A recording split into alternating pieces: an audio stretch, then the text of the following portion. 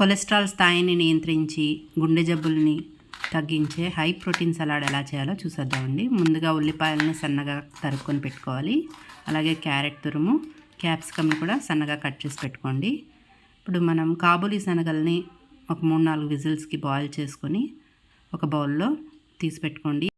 ఈ Kabuli శనగల్లో high protein అలాగే fibre ఉండడం వల్ల మన జీర్ణశక్తి మెరుగుపరుస్తుంది. అలాగే కొలెస్ట్రాల్ స్థాయిని తగ్గిస్తుంది. గుండెకి సంబంధించిన జబ్బులు ఏమైనా ఉన్నా కూడా తగ్గిస్తుందండి. వీటన్నిటిని మిక్స్ చేసుకొని టేస్ట్ తగినంత salt, pepper powder, amchur powder, అలాగే కొంచెం చాట్ మసాలా యాడ్ చేసి వీటన్నిటిని బాగా మిక్స్ చేసుకోవాలి.